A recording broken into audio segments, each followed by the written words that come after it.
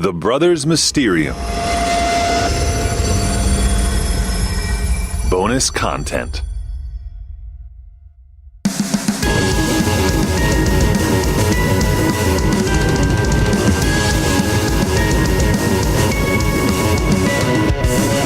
Welcome to another episode of The Brothers Mysterium bonus content. And this show is going to be dedicated to a fan question via Twitter at @TheFrankLetcher. Hit us up with the tweet that said, @Mysterium Bros, what are your thoughts on curses, such as gypsy curses and such? Do you think they could be real? So right off the bat, I'm going to admit I don't know much about curses. My first instinct is they're probably not too real. I mean, we've talked about on the show in the episode 5, the Mothman in Point Pleasant, we talked about the curse of Chief Cornstalk. Right. When he was dying, he had been betrayed in a treaty by white people. And he said, I cursed this town. And then anything that ever happened badly, they would say, oh no, it's the curse of Chief Cornstalk. And that's sort of how I think of curses. It's more like... Right, that's the true power of the curse. Right. It's the power of suggestion. I always wondered, if you cursed someone and didn't tell them, would the curse have effect, Right.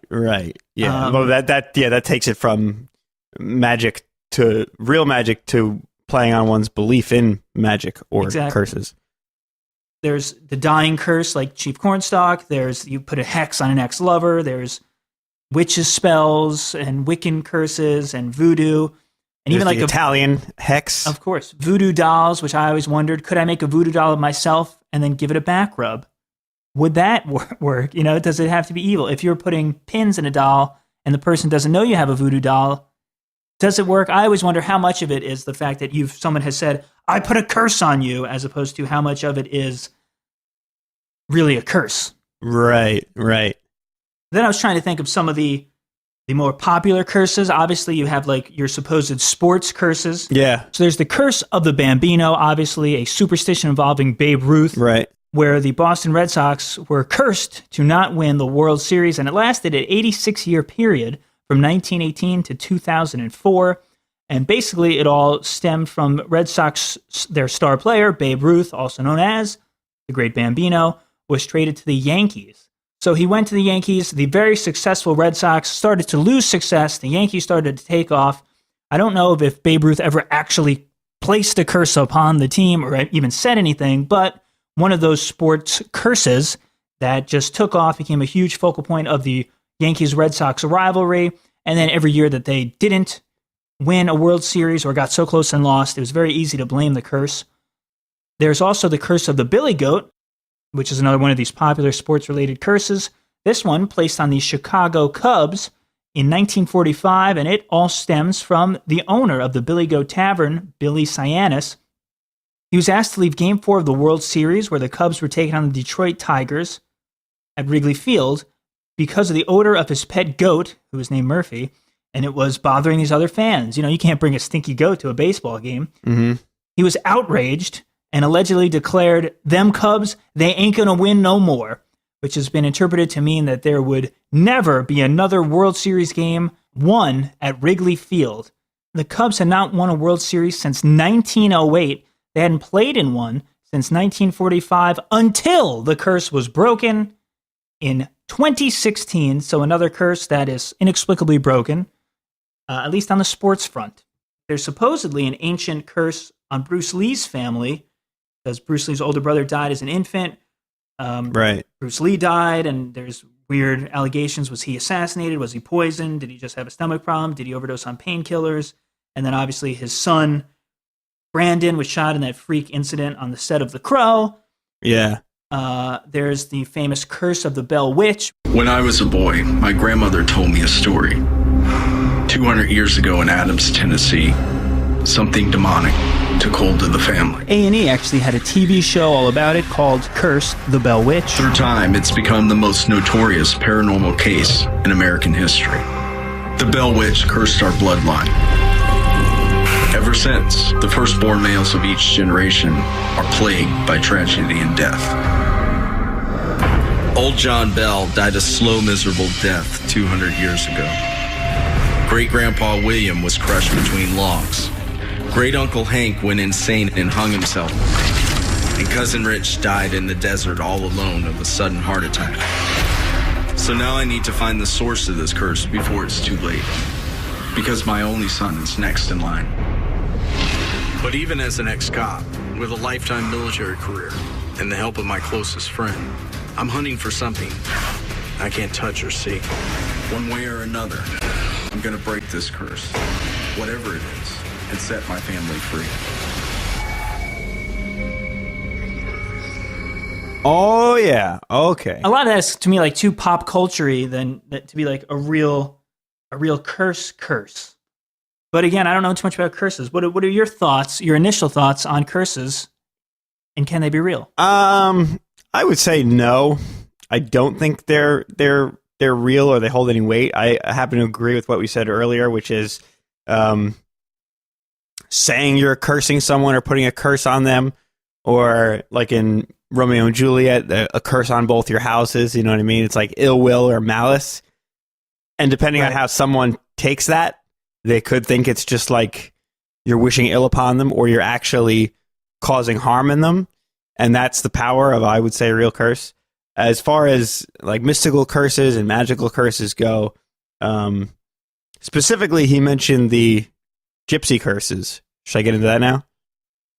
Yeah, sure. So gypsy is a word that's used by outsiders to describe an ethnic group that are called the Romani, who are known as being nomads throughout history, kind of wandering around. And throughout history, they have this reputation as being fortune tellers and masters of magic and, you know, all kinds of stuff and you know, showmen at the same time. And a lot of fortune-telling parlors and psychic parlors are actually still run by Romani families today.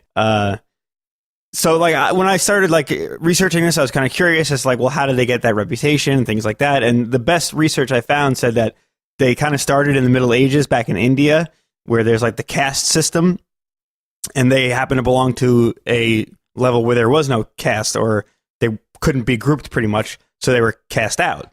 And they all happened to be musicians, thieves, practice, you know, people who would practice the dark arts and things like that. So they all banded together and kind of just hit the road. And then what I read said that they found it then very easy to con people because you know you'd show up, you'd set up, people would come see you, you pay you money, tell them whatever they want to hear, and you're gone. They can't do anything about it. The old carny lifestyle, right. if you will. And again, now going back to what may be the true power of a curse, they got a reputation and people were afraid of them. Like, you know, stay away from the gypsies. They'll put a curse on you, or, you know, they don't deal in their black magic and things like that, which they actually liked from what I read because it allowed them to exist on their own without anyone trying to interfere with their culture or their way of life. Sure. So they like to, over the years, they like to, you know, perpetuate that feeling. Now, then over the years, of course, you have like mythology that grows up around this ethnic group that's wandering around and really has no place to call their own for like a long, long time, a couple thousand years. And some of the big myths have to do with the crucifixion of Jesus, actually, which was there's an outsider myth and then an insider myth. The outsider myth says that the nails that were used to, you know, that were driven through the arms and legs of Jesus were made by a gypsy. So therefore, God cursed them to then wander the earth forever. That's what the outsiders say, and it's propaganda. The insider myth that the Romani have about the crucifixion is that originally there were 4 nails that were made to, you know, pierce Jesus's 2 hands and 2 feet. But a Romani or gypsy child stole the 4th nail and hid it so they couldn't use it. So saved Jesus the pain of 1 more nail. And because of that, supposedly now, Jesus then granted them pretty much immunity to the commandment, thou shalt not steal. So they've been given permission by Jesus to then steal from any other ethnicity. Free pass. Right, exactly. Which is how... supposedly they justify running these kind of like fortune telling scams and psychic parlors and things like that. They have no scruples about it because Jesus has given them the get out of jail free card. That's just what people say, and the myth does exist. And there's actually a show that came out on Hulu recently called Shut Eye. Charlie, I need you to produce. If you can't produce, I got plenty others. You have to be careful. They're nothing but con artists. The whole business is run by these two families, gypsies. If you're not one of them, you are fair game. God gave the gypsies the right to steal. Which I watched the entire first season. It's very good. It's about it almost puts like a mafia type perspective on the way psychic parlors are run. And instead of Italian mafioso guys, you have the Gypsy Romani families, and it kind of goes into how their families work and how they run these parlors, and kind of this like trickle down effect where there's like the fortune teller boss, the mob boss at the top who collects from all these other people, and then when other people who aren't gypsies do gypsy magic in their parlors, they the old like the Romani version of Al Pacino comes out and cuts your hand off. You know what I mean? Yeah. So, you can't have that. Yeah, so that kind of thing. I think I think historically it makes sense that there's this association with gypsies and curses and things like that. But I don't really think there's any power to it besides like you said, the power of suggestion. Indubitably. The only other thing I found that I'll add is I was asking a lot of people, talking to people online, going on forums, and just saying, what do you know about curses? And one thing that kept coming back seems to stem from, it's the concept that you can't just say, I guess if you're dying and you say, I curse you and your family, and then you're dead, it doesn't matter. But if you're alive and you curse someone or put a hex on someone or cast a spell, there's repercussions for it. And I kind of traced this back to the Wiccan threefold law, which is also known as the rule of three, or the law of return. Mm-hmm. And it's a religious tenet held by some Wiccans and pagans that states, whatever energy a person puts out into the world, be it positive or negative, will be returned to that person 3 times. Right. So if I do put a good curse or spell, I guess you wouldn't call it a curse, a good blessing, maybe they say, on somebody. Right. Then you can just call it a spell. Then maybe then I should get it back in 3 times. It's almost like karma. If I put a negative curse, spell, hex on somebody, I have to realize that, that it's going to cost me in the end. I'll be hit back in some negative way. Some people were saying it kind of takes your own life force. It takes years off your life, or the same thing where, if I hope that he breaks his leg, then I might break both my legs in a car wreck or something. So that was an interesting concept that kept coming up. The very modern take would be Harry Potter. If you do the killing curse, it starts to like dismantle your soul or split your soul into pieces or something like that.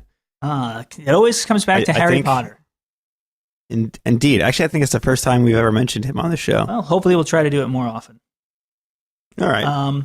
And with that said, since we are by no means expert on curses, we did reach out to a few people to try to get some more information to help answer that tweet and just, learn a little bit more ourselves about curses. The Brothers Mysterium. We reached out to 2 very knowledgeable guests to have them come on the show and discuss with us their take on curses. First, I spoke on the phone with Ryan to get his astrological take on the world of curses. Hello? Hi, this is Tommy from the Brothers Mysterium. Hey, it's great to hear from you guys. So you're probably asking yourself, wait, who is this guy? My name's Ryhan Butler, and I currently live in Dallas, Texas. And what does astrology have to do with curses? So I primarily work as a consulting astrologer. I have a website, medievalastrologyguide.com, and that's mostly where I do a lot of my work, like consultations and just reading and research and all that mess. And as you go through and sort of learn about traditional or classical ideas of astrology and the different philosophies or ways that it was taught or practiced, like throughout history, you eventually come into contact with religious magical ideas connected with astrology. So as you go through sort of learning process and you kind of pick up different techniques or ways to apply astrology, you go through your kind of standard, you learn how to answer questions with astrology, or how to pick right times to do things with astrology, or how to read birth charts and things like that. But there's actually a really strong astrological magic tradition that seeks to sort of combine the physical world with sort of celestial timing to produce certain effects in this, in the physical world. So, you pick up how to make talismans, or make petitions to planetary spirits. And there's always the good. These are the talismans or procedures you can do to help,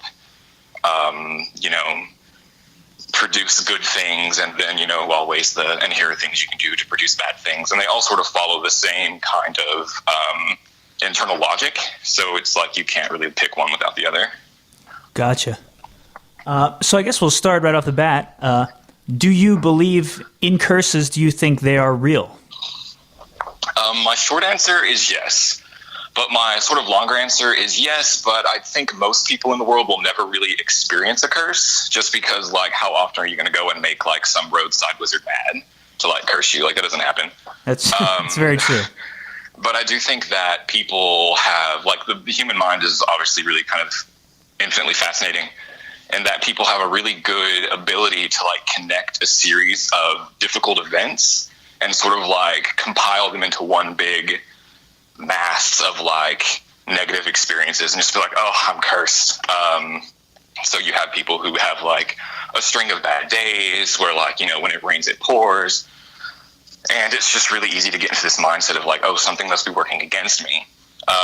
Even if it's something as sort of mundane or simple as oh, I woke up and I went to my car and my tire was flat and my printer has been on the fritz, and it's okay, come on, put on your shoes and just go to work. Nobody got hurt. Go change your tire, go fix your printer. Nobody died. It's not that serious.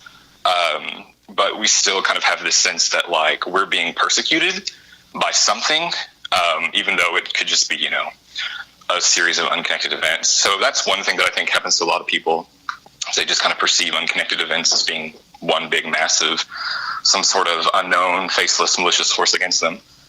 Yeah, that makes a lot of sense. But I also think that, especially for people who, I also think that it's a way that people, trying to think how to phrase this, people who are developing some sort of a mental illness is another thing that happens a lot with people.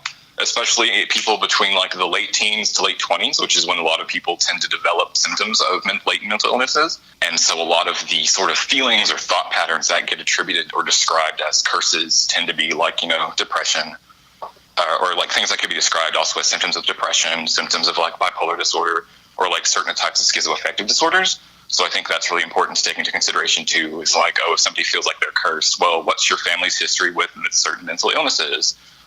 And that kind of thing, because it's a really easy kind of, especially, it's not so bad now, but especially in America, which has had its sort of, puritanical Judeo-Christian overtones, people who are born into religious families tend to take the sort of religious attitude towards it, instead of actually taking a more hey, maybe you just need lithium doses or something to help you control this. Right, yeah, the psychological aspect as opposed to the supernatural aspect. Right. Always good to knock out first. The way that astrology, quote, works, or sort of is conceptualized as working, is that people are born with a chart that, positions of planets and whatnot, but it's it doesn't all work at the same time. Not all planets are turned on or working all together at the same time, so people go through these cycles where different points or planets in their life turn on and off. And so people are oh, things are going south for me. Nothing's really working the way that I wanted it to. My plans are evaporating or just not progressing the way that I wanted. And it ends up that they just have bad timing stuff going on to where it's just a bad time for them based on how their planets will end up in their charts. And that can feel a lot like being cursed. But even then, it's not some malicious person has invoked the power of a demon to keep you from winning the lottery or whatever. And do you know, like, what type of different curses might exist? Like, have you ever heard of a gypsy curse, for example? Is this like that movie Drag Me to Hell? I've not seen that movie. You've I'm not not seen sure. it? I kind of think that's what it's like, the sort of, the way that it was at least portrayed in that, I think that's really the only way you get to see it is like portrayed in various media. It's like a curse of like disproportionate retribution for like pissing some old gypsy person off. And I think there are a few problems with it, in that since it's typically only portrayed in media, it seems to be like almost like a more modern form of like racism or xenophobia towards Romani people. Like, oh, watch out for those gypsies; they'll get you for this or that. So that's probably not that cool. But I've often wondered about like how these people are like portrayed as like having this, because I know in the movie Drag Me to Hell, it was like an old gypsy woman who can't pay her mortgage on time, and so that's how their main character gets cursed and whatnot. So I've always wondered how people, like, how the whole idea that, like, these people have the power to, like, send souls to hell for all eternity, but, like, can't solve their mortgage problem. Like, why is that never explored? Yeah, that's a good point. It just seems like a weird thing to specialize in. So I don't know. I think it's mostly just one of those old wives' tales that have become kind of like a popular thing. Yeah, that could definitely be, and that's what happens a lot, is the lore kind of continues on without any real foundation. Yeah. So do you have any knowledge about how curses work, allegedly, or even astrologically, if such a thing does exist? Like, how do you mean? Just sort of like the mechanism behind it, or just So, like the idea behind it? Like, or? yeah, say that, somebody was cursed, or this building is cursed, this doll is cursed. Is there any sort of astrological connection to any of that could be happening, or is it more of, like you said, people just sort of saying, grouping things together and just going like, yeah, it must be cursed? Well, I think a lot of, different systems and different cultures are going to have their own sort of explanations for how things work, or, their own sort of ideas of what things are going on. From an astrological perspective, a lot of it is, or like in actually making sort of like astrological magical talismans, the idea is that you sort of encapsulate bad qualities of time into an object, is one way I would put it. So you watch out for times when certain planets are in certain positions in the sky or in certain relationships to each other. And you make this talisman, this item, that sort of like is created at this really bad time, and so carries on these qualities of this really bad time with it. And then you can just sort of like throw it at somebody, I guess. And now that talisman or that object sort of like exudes this like bad juju that like affects whatever it's supposed to affect. And this can be like all kinds of things. You can do like some of the more popular sort of bad talismans are like, Saturn talismans. Saturn's not good. So like putting a bunch of Saturn energy in something makes that happen. Or like Mars talismans are also not bad for people who, like, if you want someone to, I guess, just like fight with people all the time or get injured, that would be good. But also like the 9th or 21st mansion of the moon, they also tend to be like kind of destructive or things like that. Of course, you don't always, like, that's just not something that you do with like curses. You can also do like good things, like the opposite, like Jupiter or Sun talismans tend to be really supportive and helpful for people. So do that, not the Saturn and Mars one. But there's also like some less, I'll say, astrologically difficult things to do, I guess, would be a way to put that. So there's this sort of idea all throughout like different philosophies that like attracts like, or like supports like. And so the obvious opposite to that would be, things that are opposite tend to not support each other, or to like hate each other, or like be contrary to one another in some way. So a very basic idea, one that's sort of talked about in like astrological magical texts like Picatrix or whatnot, is the idea that like everything in the world has some sort of overbearing quality, not overbearing, but they tend to have a quality, either heat, coldness, moisture, or dryness, that they are sort of like more in tune with, or sort of experience more. And so if you like switch them, you can sort of drive things away. So the basic, or like the big textbook example is like wasps are like hot creatures. They're hot. They're angry. They're aggressive. They hurt people. They're even red. Like, they're just hot insects. And so the Picatrix is like, oh, but you can drive wasps away from areas by using stones that are cold, and like engraving an image on them and all this mess. So that's one way to curse something, is like use a cold stone against a hot person, to like, I don't want you here, go away. And then you can do the inverse with like cold insects, like flies and beetles, with hot stones, and that kind of thing. And so that works with people too. You can drive people you don't like away, supposedly, by the application of particular materials and images and timing. So if you have somebody that you don't like at your house, or, you know, some sort of guest you want to run away, that's an idea. That's not a bad technique. Have you ever used any of these talismans, good or not so good? Yeah, I make, you know, like supportive talismans all the time. And the one thing that you tend to use curses for in like more mundane settings is actually pest control. So like if your house is infested with cockroaches, which tends to happen anytime I move for some reason, I have a lot of experience with cockroach talismans plus exterminators plus time equals no more cockroaches, which is a really great formula. I suggest to anybody who needs it. You've had success with those types of talismans? Or like, how do you know the talisman worked as opposed to the exterminator coming in after the talisman's been put there? It's definitely a good question. I tend to think of like, no matter what, you know, anything helps is sort of the way that I look at it. Like, anything helps. I would never just be like, and I think it's the way that I tend to be much more pragmatic in my stuff. It's not like this is the one thing that you only have to do and like this will work and that's it. It's like, how about we do this magical thing, but also we come at it from more mundane angles, because something is going to work, and it really doesn't matter which one of it works, as long as something works and fixes the problem. Right, cover all your bases. Yeah, because you can never be too careful, or, you know, if there's something that's really a problem, you know, then you can never be too, I guess, motivated to fix it, or, you know, be trying too much to fix it. Like, who says that? Oh, you're trying too hard to fix this terrible problem. Right, yeah. Can you give some examples of, you mentioned like a rock with engravings. What would other kind of common talismans be? What would you use to kind of encapsulate that either positive or negative energy or time? Sure. Okay. So this is actually something that I really like to talk about. So the Syrian philosopher Iamblichus, big name in Neoplatonism in sort of 5th century, I think, wrote very heavily on the idea of theurgy, which was basically like a religious practice that he utilized. And one of the things he talks about is this concept of like synthemata, which basically just means like tokens.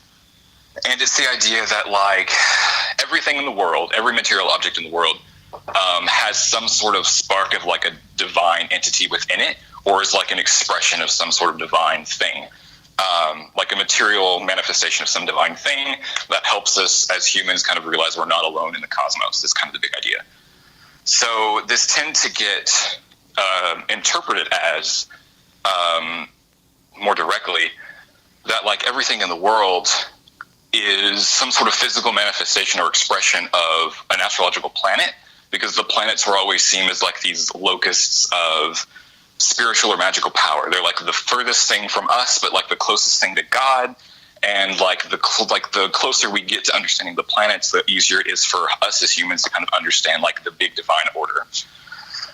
So how this works practically is like everything in the world is divided into like one of 7 categories. So you have like your moon things, you have like your Mercury things, your Venus things, and so on and so forth. And so each of the planets have their own sort of powers or abilities or things that they stand for. And you can use their synthemata, or their tokens, to sort of like help get that, if that makes any sense, like to help you tap into that as sort of a form of more religious, like sympathetic magic, basically. So, for instance, the really kind of classic idea is, you know, Mars and iron, because iron is used to make weapons, which Mars is all about, swords and whatnot. So you basically just take items that are connected to whatever planet you're trying to make a talisman for or of or whatever, and you connect it, like you take your items, connected with the right time that you select for based on astrological calculations or considerations, and then bam, there you go. You have your talisman. Very cool. Is there any way, not necessarily to break a curse, but well, I guess sort of to break a curse, or like say that somebody's hidden a bad talisman in my house, and it's giving off that negative energy that it's caught. Is there a way like to kind of protect yourself or break? I don't want to say that spell because it sounds kind of witchy, but you know what I mean. Right. Is there something to counteract? Yeah, totally. So hands down, solar things that belong to the sun are always going to be like the big curse breaking things. And this can be as simple as like wearing a gold ring because gold is connected to the sun. The plant rosemary is talked about in a lot of magical texts as being able to like purify the air and being used as sort of like kind of the way that the New Age community uses sage, like sage smudging, like that's kind of like a big thing in the New Age community, but like classically and historically it was always rosemary, which was considered like a demon repellent and just like all this mess. And it's always been sort of top tier curse breaking material. So you can always just utilize solar things. And the good thing about solar things is that they tend to also promote like a sense of like calm and like courage and like steadfastness almost. And they're really good counters to a lot of like the depression and hopelessness and just like feelings of isolation and loneliness that people who experience what I'll call curse-like symptoms tend to experience or like go through. So it's always really helpful because it not only has like a magical thing but also sort of like a psychological thing. And then if it ever just gets so bad, I guess you could do like an exorcism ritual. And now as far as these talismans or tokens go, if you have just a gold ring, does that naturally, since it's made of gold, contain that solar energy, or does it need to have somebody, perform a ritual or do something special to it in order to kind of create positivity? Like, same thing if you have something made of iron, does it naturally have these traits, or does it need to undergo some sort of process in order to, encapsulate energy? That's a really great question. So everything naturally has that ability, but it tends to be more latent because really what you want is you want to create the item during the astrologically elected time. So you want to actually make that ring during the astrologically connected time because then it's like really super solar instead of just sort of like kind of solar. Gotcha. So yeah, anything helps, but like definitely making something at the right time with sort of like the right mindset or whatever really helps it get there. And this is the difference between, historically there's a divide between what's called natural magic, which is fine, like natural magic you can do, and then like superstitious magic, which is not okay to do. And this is even from like Catholic, Vatican designations or more like theological ideas. So natural magic would be what you described, kind of just like wearing a gold ring to make you feel, not cursed. And then superstitious magic is sort of what I described, like the creation of a ring with certain symbols on it that helps you feel not cursed. Right. When it's more... So they're both kind of considered, they're both like equally legitimate, but the sort of like superstitious quote designation is sort of like more witchy, to borrow your term from earlier. The brothers. Mysterium.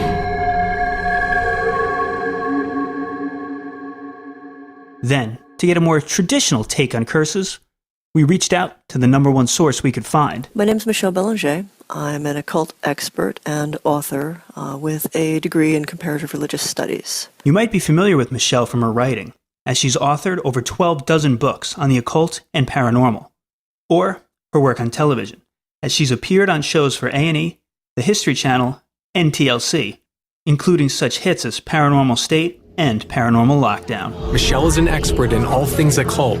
We called her here today to see if she can give us any insight into what dark arts might have been practiced in the Monroe house. The idea of using hair, nails, personal items and making a little item like this, it's not any particular tradition. It's such an old type of magic that you find it everywhere. As there's no obvious symbols carved onto it, drawn onto the cloth, I can't nail down a specific group or a specific tradition. Beyond, it looks like something intended to hex or curse somebody. We emailed her some questions, and these are her answers. I gained my knowledge of curses, as well as a variety of other magical spells, through studying primarily the magical texts of other cultures. Curses are one type of spell that you find in the magical literature the world over.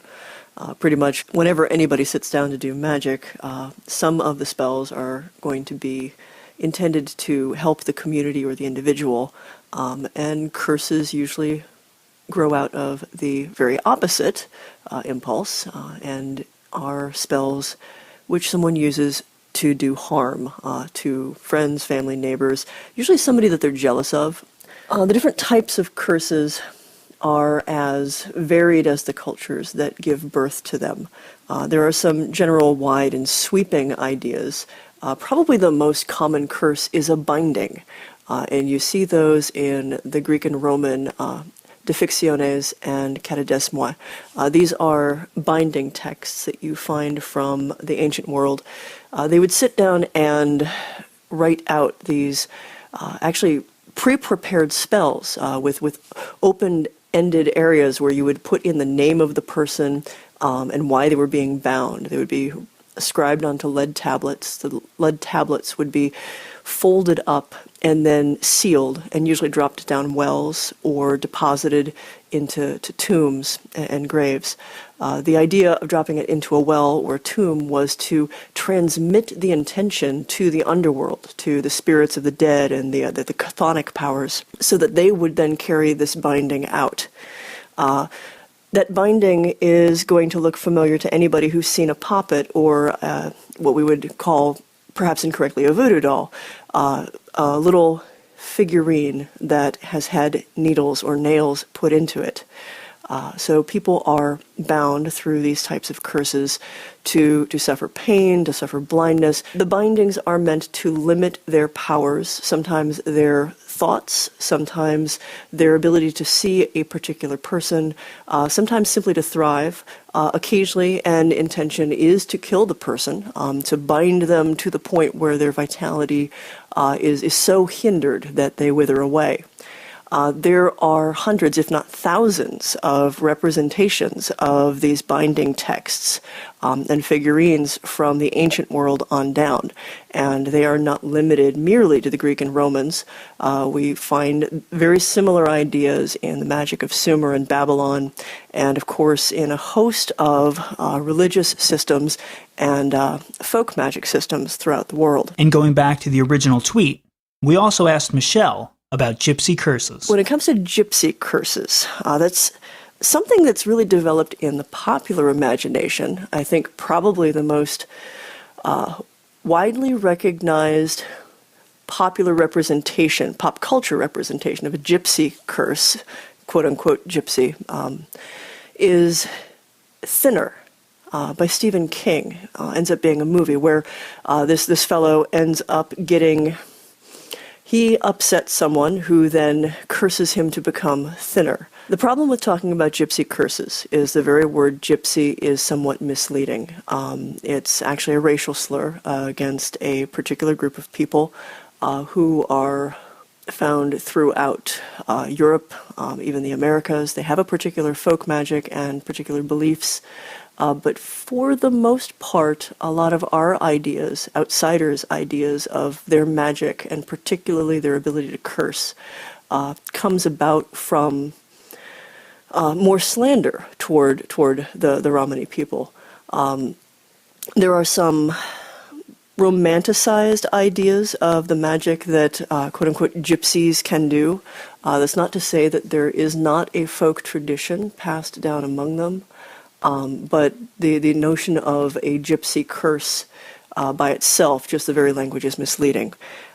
What most outsiders are thinking of when they speak of a gypsy curse is probably something called the evil eye.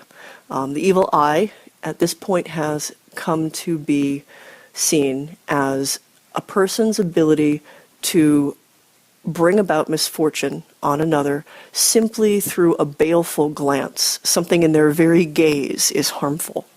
And it is something that can be done unintentionally, and it is something that can be done intentionally. The roots of the evil eye actually go back to biblical and pre-biblical times, and first starts off with just jealousy, envy, the way you look at another person's fortune compared to your own. And so the root of the evil eye is to look with jealous longing at the good fortune of another. And it's that embittered jealous longing where you want what they have, and if you can't have it, you want them to not have it either.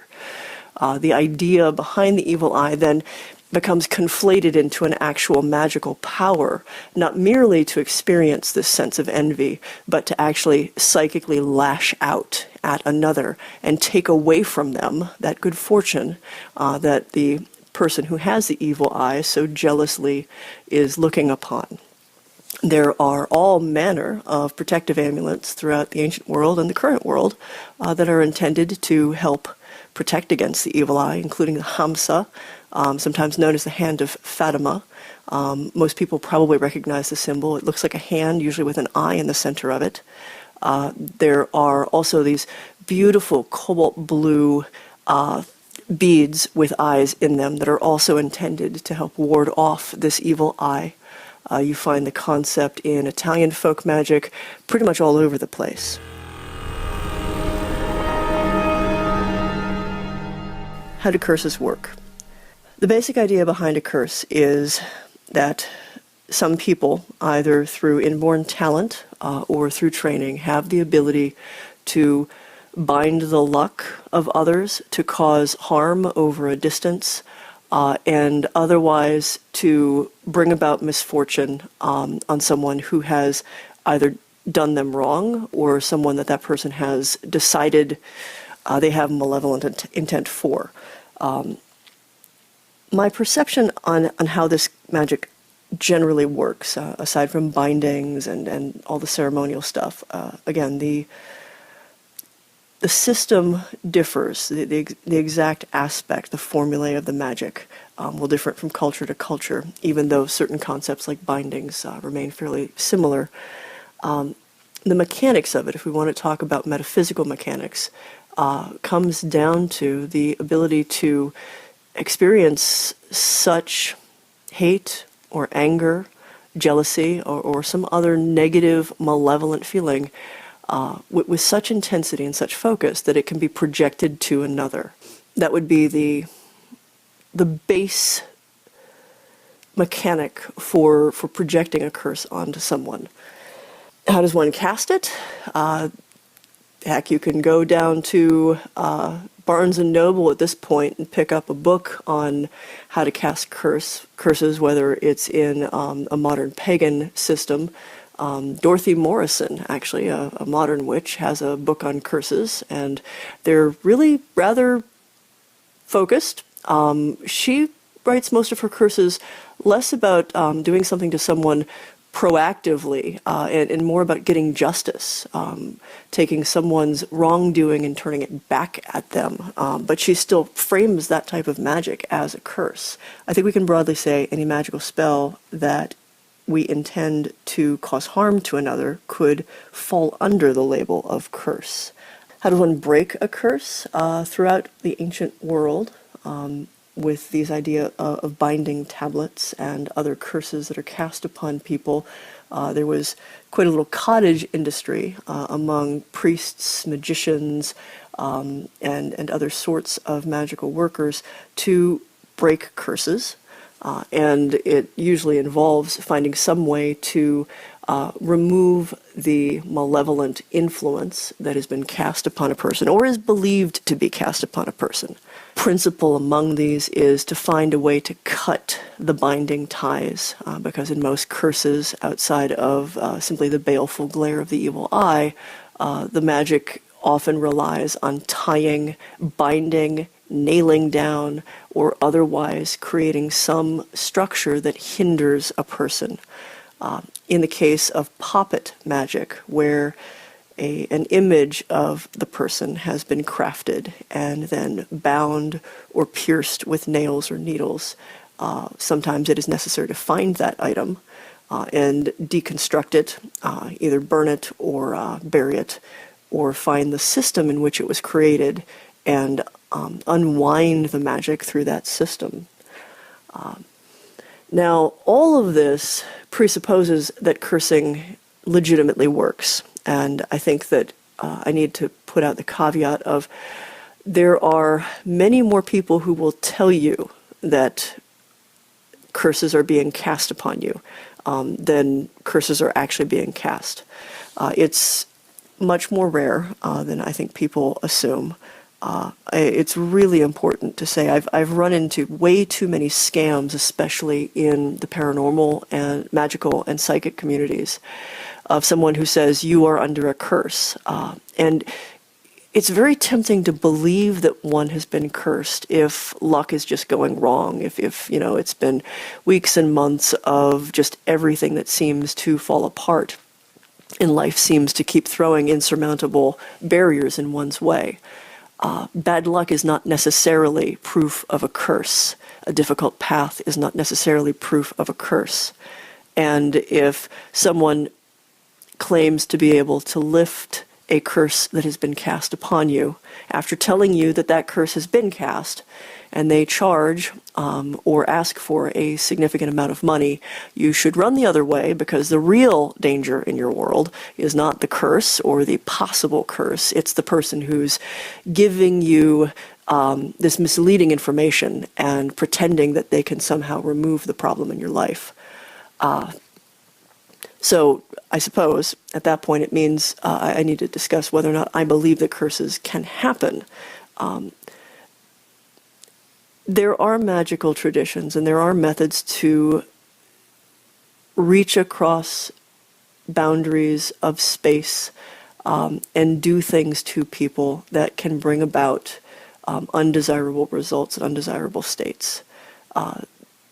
It would be facile to say that there is no such thing as a curse at all. But for the most part, people tend to work themselves up and create psychosomatic responses if they think something has been cast upon them, if they think they have come under an evil eye or a dark gaze or some sort of baleful magic, power, or energy.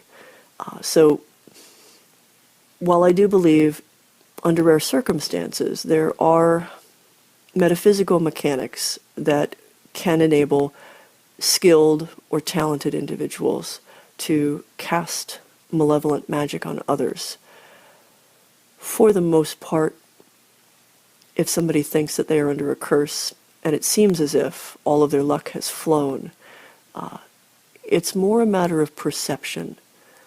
And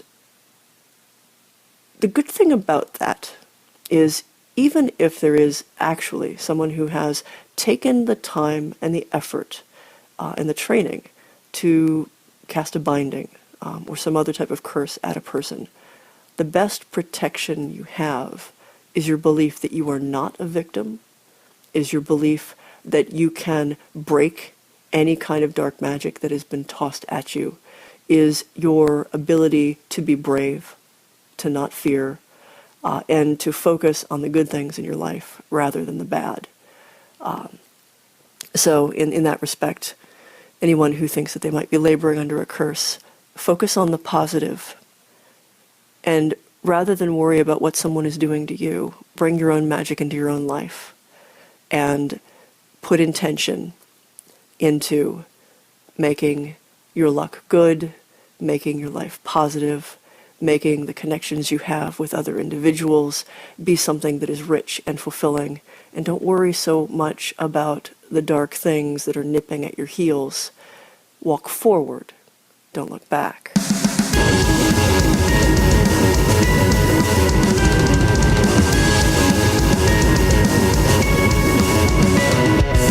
First off, we'd like to thank Dave Fletcher for his tweet asking about our thoughts on curses, what we knew about them.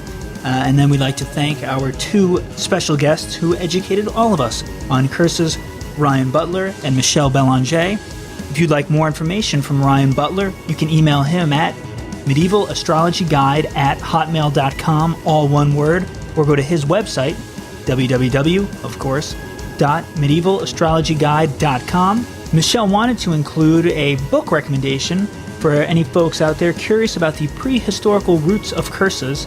That book is entitled Curse Tablets and Binding Spells from the Ancient World, and is by John G. Gager. And of course, you can check out Michelle's own work at her website, www.michellebelanger.com. That's BELANGER.com, or on her Twitter at Sethanicum. That's at SETHANIKEEM. Also on her website, you can check out the online classes that she offers, her YouTube channel, and of course, get a signed copy of one of any of her books, all on these different various subjects, all related to the paranormal. That's at michellebelanger.com/signed books. And the third book in Michelle's newest trilogy, The Resurrection Game, comes out this August. It delves deeper into the occult through the unexpected lens of fiction/urban fantasy. The clip heard in this episode comes from the TV show Paranormal Lockdown, Season 2, Episode 1, entitled Monroe House. And as always, we want to thank you for listening. If you enjoy the show and you want to show your support, rate and review us on your podcast provider. Go to facebook.com/thebrothersmysterium. Give us a like. You can shoot us a message there or get in contact with us through our Gmail, thebrothersmysterium@gmail.com, or on Instagram or Twitter @MysteriumBros. Thanks for listening.